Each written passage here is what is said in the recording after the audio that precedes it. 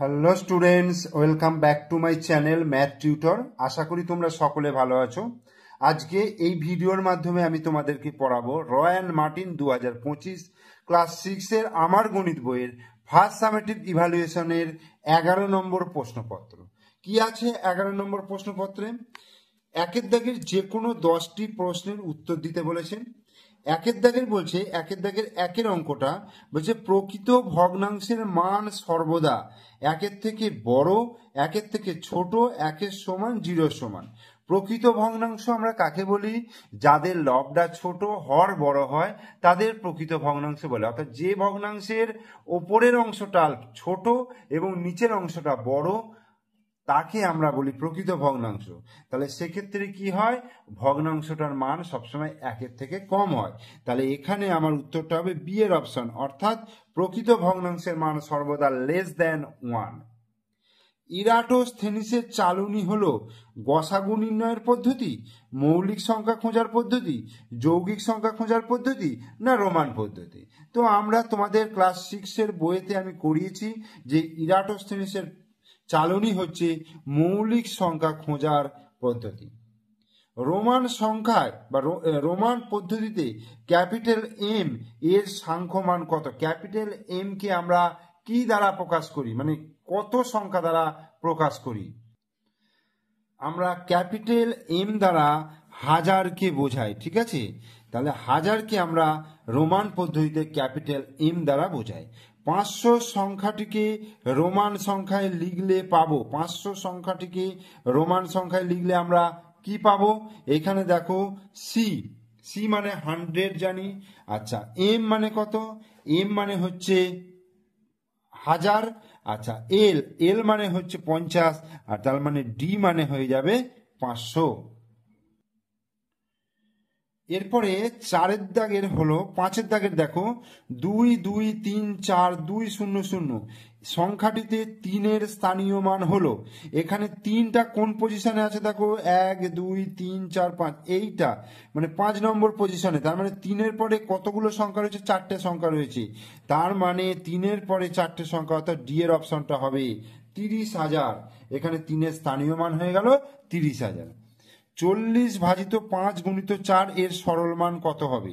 40 ভাজিত 5 গুণিত 4, ভাগ আর গুণের মধ্যে কোনটা আগে করব? ভাগটা আগে করব, কারণ বদমাস রুল অনুযায়ী ডিভিশন অর্থাৎ ডি এর কাজ অর্থাৎ ভাগের কাজ আগে করতে হয়। তাহলে 40কে 5 দিয়ে ভাগ করলে 5 8 40, তাকে আবার 4 দিয়ে গুণ করব, তার মানে 4 8 কত হয়ে গেল? 32 হয়ে গেল। তাহলে সি এর অপশনটা। এরপরে আমরা চলে আসবো 7-এর অঙ্কে। দেখো 0.7 এবং 0.07 এর মধ্যে সম্পর্ক হলো। আমি যদি দেখো দশমিকের পর 7 আছে, এখানে একটা শূন্য আমি বাড়াতে পারি, তার মানে 0.70, আর এটা 0.07। এবার দশমিকটাকে তুলে দিলে তার মানে 70 হচ্ছে, এটা 7 হচ্ছে। তাহলে কোনটা বড়? 0.7টা বড় হচ্ছে। এখানে কি সম্পর্ক আছে আমি দেখি আগে। 0.7 লেস দেন 0.0, এটা হতে পারে না।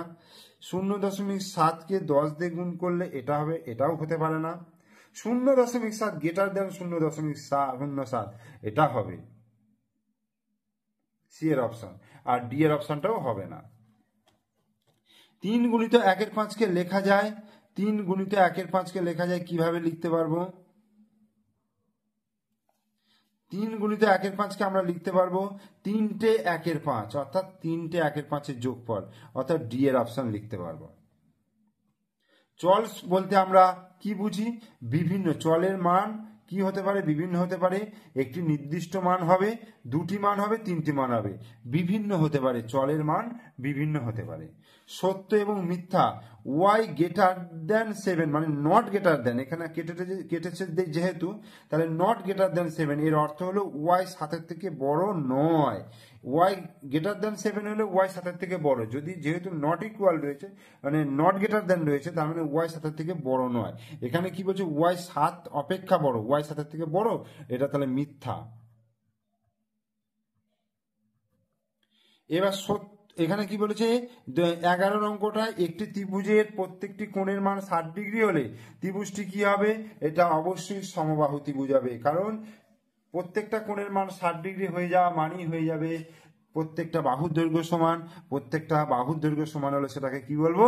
সমবাহু ত্রিভুজ বলবো। সত্য বা মিথ্যা লিখতে বলেছে। সেলিমের বর্তমান বয়স যদি x বছর হয়, তাহলে 5 বছর পূর্বে সেলিমের বয়স কত ছিল? x + 5 বছর। সেলিমের 5 বছর পূর্বে সেলিমের বয়স নিশ্চয়ই কি হবে? 5 বছর কমে যাবে, তাহলে x - 5 হবে, কিন্তু এখানে দেওয়া আছে x + 5, সো দিস ইজ মিথ্যা, ফলস। ওকে, এবার 2 দাগে আমরা চলে আসি। দেখো 2 দাগ কি বলছে? নিচের প্রশ্নগুলির উত্তর দাও। 100-র গুণিতকে পূর্ণ সংখ্যায় নিয়ে হিসাব করতে বলছে। তাহলে 100-র গুণিতকে 738কে প্রকাশ করতে গেলে কি করতে হবে? দশকের ঘরের মানটা দেখো 3 আছে, তার মানে শতকের ঘরের মান কোনো চেঞ্জ হবে না, তাহলে 7ই থাকবে, আর এই দুটো ঘর শূন্য হয়ে যাবে, তাহলে এটা 700 হবে। বিয়োগ, এখানে দশকের ঘরে কত আছে? 5 আছে, তাহলে এইটা চেঞ্জ হয়ে 2 হয়ে যাবে এবং বাকি দুটো ঘর শূন্য হয়ে যাবে, তাহলে 700 থেকে 200 মাইনাস করলে কত হয়ে যাবে? 500। ছোট থেকে বড় সাজাতে বলেছে। এটা কত আছে? 3 পূর্ণ 1-এর 2, এটা 7-এর 4, এটা 3 পূর্ণ 8-এর 12। এটাকে আমার খাতায় করে দেখাতে হবে। দেখো 3 পূর্ণ 1-এর 2, 7/4, 3 পূর্ণ 8/12। তাহলে এটাকে যদি আমি পূর্ণটাকে ভেঙে নিই, দেখো 3 দুগুণে 6 রাখে 7, 7/2, এটা হয়ে গেল 7/4। আর এটা দেখো 3 × 36, 37, 38, 39, 40, 41, 42, 44, 44/12, 44/12। তাহলে এটাকে যদি আমি কাটাকুটি করি, দেখো 4, 11, 44, আর হচ্ছে 4, 3, 12, 11/3, সরি 4, 11, 44, 4, 3, হ্যাঁ ঠিক আছে।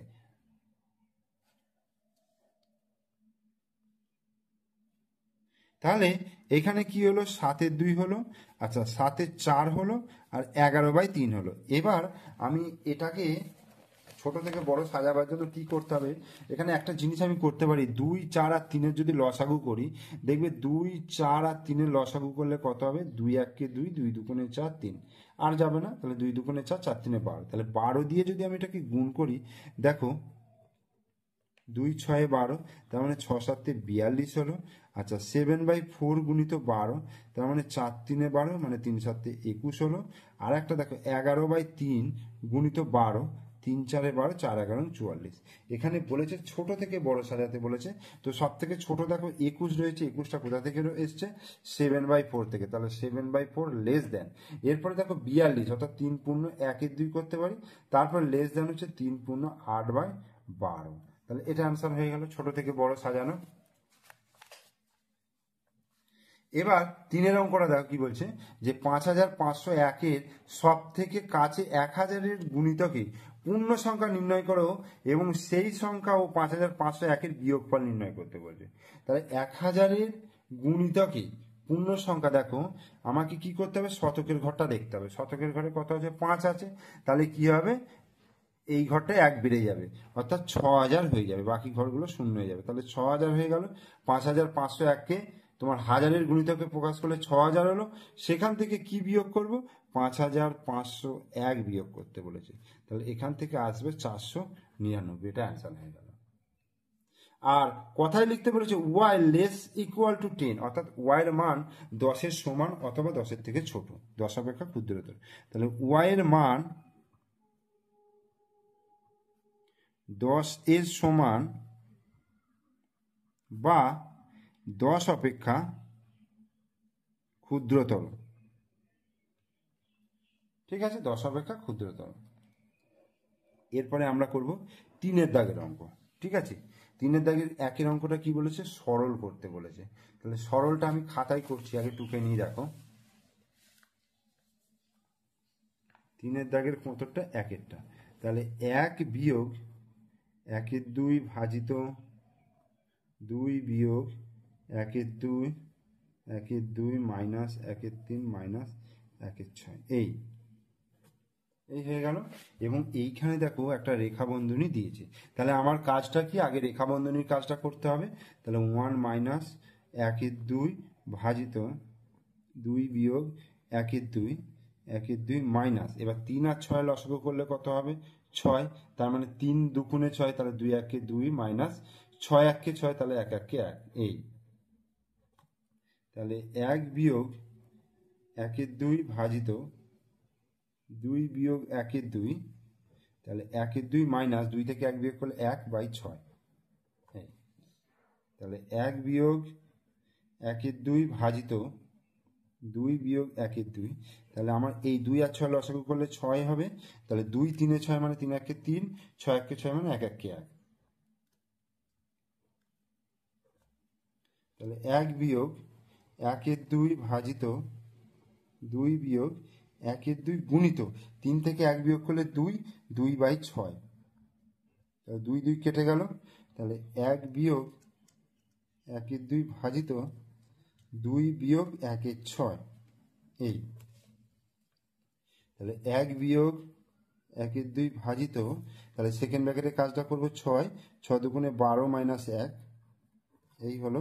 তাহলে 1 বিয়োগ 1/2 ভাজিত 12 থেকে 1 বিয়োগ করলে 11, 11/6 এই হলো।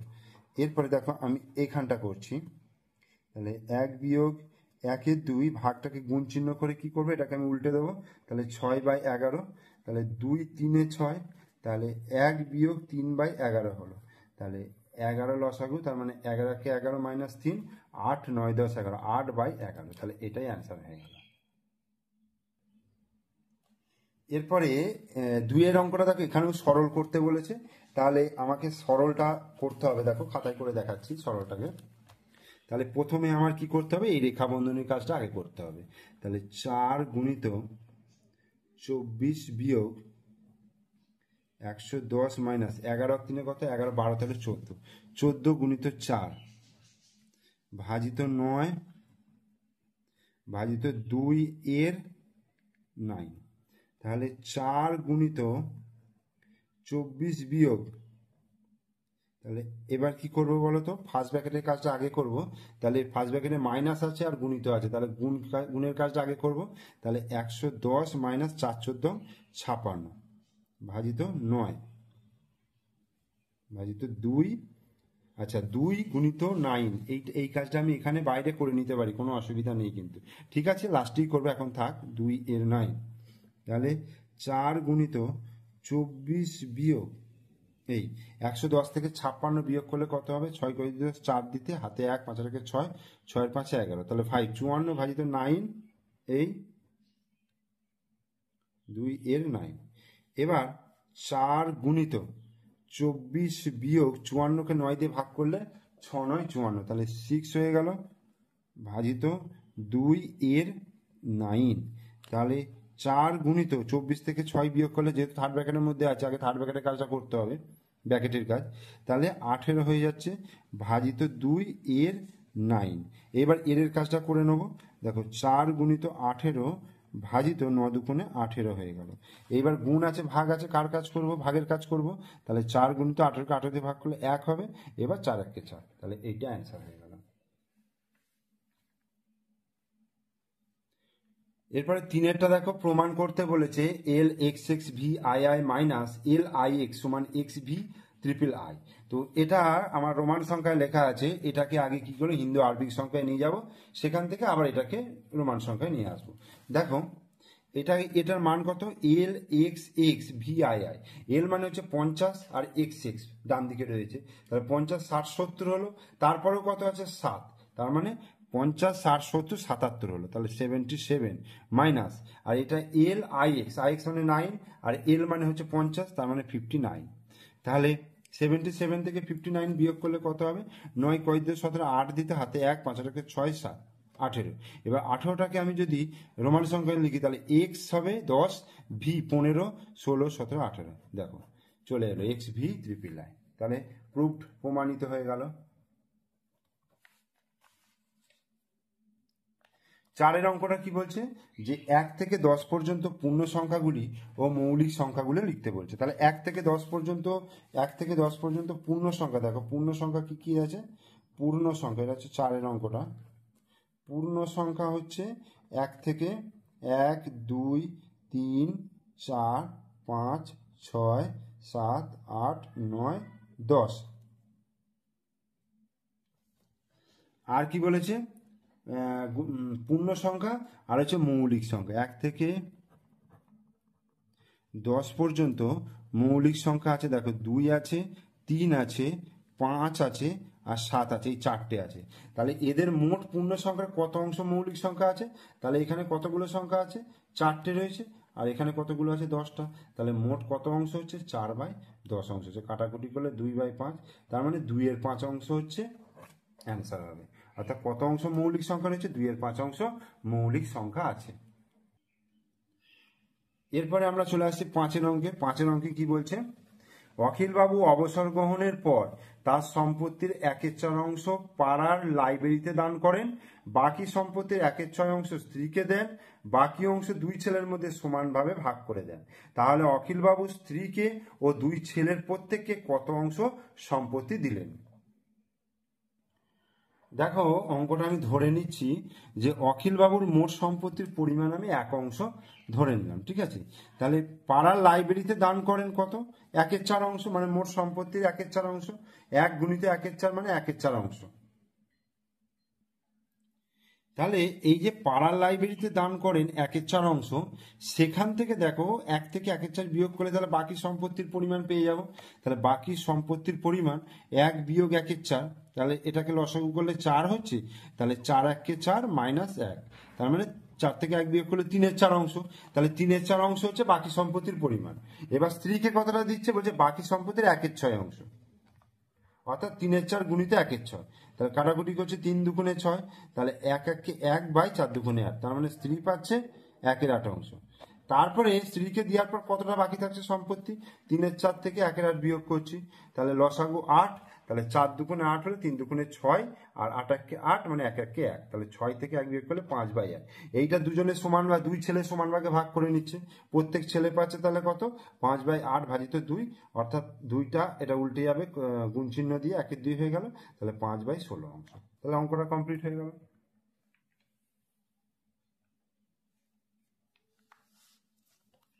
এরপরে 5-এর সঙ্গে 6-এর অঙ্কটা দেখো। 5-এর সঙ্গে 3-এর সাথ যোগ করে যোগফলকে 4 পূর্ণ 2/3 দিয়ে গুণ করো। এবার এই গুণফলকে 4 পূর্ণ 4/9 দিয়ে ভাগ করে ভাগফলটা 8 পূর্ণ 2/5 দিয়ে বিয়োগ করে তার বিয়োগফল কত হবে? তাহলে প্রথমে যেটা বলছে 5-এর সঙ্গে 3-এর সাথ যোগ করতে বলেছে, ঠিক আছে। 5-এর সঙ্গে 3-এর সাথ যোগ করছি, 7 লসাগু, তাহলে 7 5-এ কত হচ্ছে? 35 যুক্ত 3, 35 36 37 38/7 হলো। এই যোগফলকে 4 পূর্ণ 2/3 দিয়ে গুণ করতে বলছে। তাহলে 38/7 গুণিত 4 পূর্ণ 2/3, তাহলে 38/7 গুণিত 4 3 12, তাহলে 14/3, 14/3 সমান 7। এখানে দেখো 7 দুগুণে 14 কাটাকুটি হলো, তাহলে 8 দুগুণে 16 6, হাতে 1, 3 দুগুণে 6 7, 76/3 এটা হলো। এবার এই গুণফলকে 4 পূর্ণ 4/9 দিয়ে ভাগ করতে বলেছে, তাহলে 76/3 ভাজিত 4 পূর্ণ 4/9, তাহলে 76/3 ভাজিত 4 9 36, 37 37 40, 40/9 সমান 76/3 গুণিত 9/40, 3 তিরিখে 9, আর এখানে হচ্ছে 2 20 দুগুণে 40, আর 3 দুগুণে 6 38, আবার 2 10 দুগুণে 20, 19 দুগুণে 38, তাহলে কত হয়ে গেল? 3 19 57 হলো, আর নিচে 10 হলো, ঠিক আছে। এবার এই ভাগফলটি 8 পূর্ণ 2/5 থেকে বিয়োগ করতে বলছে। তাহলে 8 পূর্ণ 2/5 থেকে 57/10 বিয়োগ, তাহলে 5 8 40 আর 2 42, 42/5 মাইনাস 57/10, তাহলে 5 আর 10 লসাগু কত? 10, তাহলে 5 দুগুণে 10, তার মানে 42 দুগুণে 84, 84 বিয়োগ 57, 7 কয় দিতে 14, 7 দিতে হাতে 1, 5 রেখে 6 7 8 27, তাহলে 27/10, অর্থাৎ 10 দুগুণে করে 2 পূর্ণ 7/10, এটা অ্যান্সার হয়ে গেল।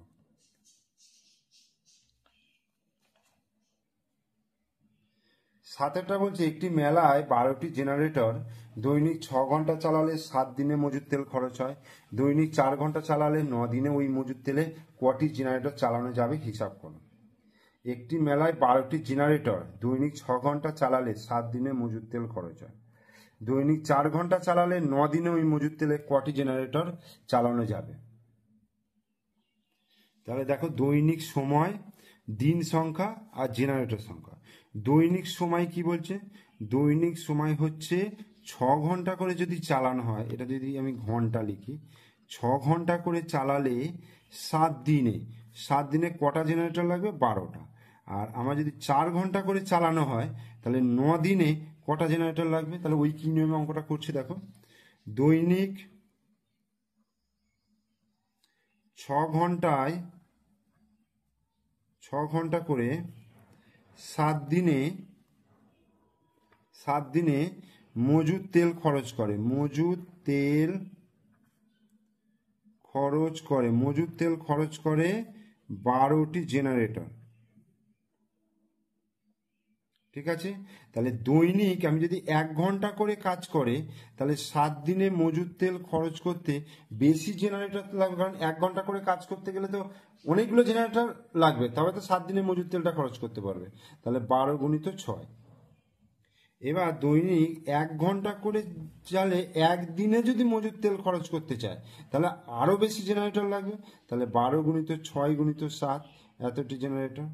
এবার দৈনিক যদি 4 ঘন্টা করে তাহলে 1 দিনে মজুদ তেল খরচ করবে, তাহলে 12 গুণিত 6 গুণিত 7, তাহলে কম জেনারেটর লাগবে 4 দিয়ে। আর দৈনিক 4 ঘন্টা করে কাজ করে আর 9 দিনে মজুদ তেল, মানে সময়টাও বেশি হয়ে যাচ্ছে, তাহলে সেক্ষেত্রে জেনারেটর কমে যাবে,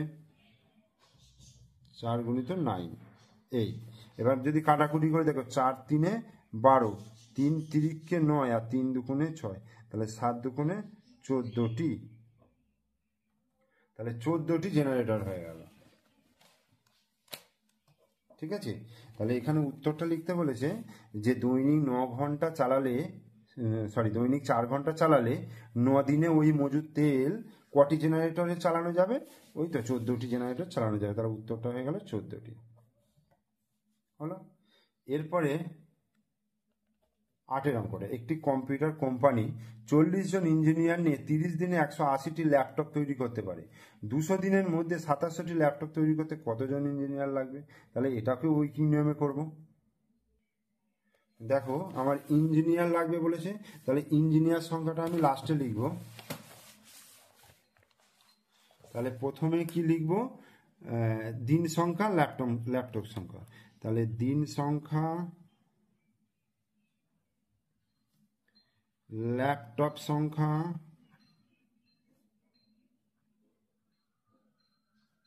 দিন সংখ্যা, ল্যাপটপ সংখ্যা, আর কি লাগবে? তোমার ইঞ্জিনিয়ার সংখ্যা।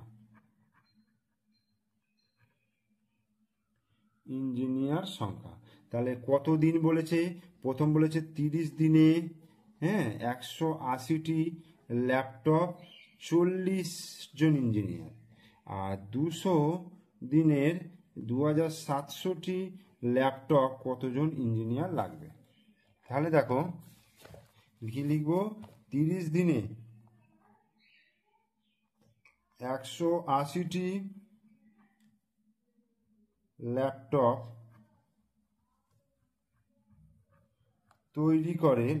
তৈরি করে 40 জন ইঞ্জিনিয়ার। তাহলে একদিনে 180টি ল্যাপটপ তৈরি করবে। তাহলে 30 দিনে যদি 40 জন ইঞ্জিনিয়ার লাগে, তাহলে একদিনে যদি তৈরি করতে হয় তাহলে তো তোমার ইঞ্জিনিয়ার বেশি লাগাতে হবে, তাহলে 40 গুণিত 30 জন ইঞ্জিনিয়ার।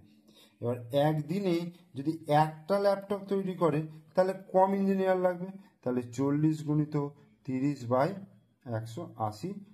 এই এবার 200 দিনে যদি একটা ল্যাপটপ তৈরি করতে তাহলে আরো কম ইঞ্জিনিয়ার লাগবে, তাহলে 40 গুণিত 30/180 গুণিত 200, এতজন ইঞ্জিনিয়ার।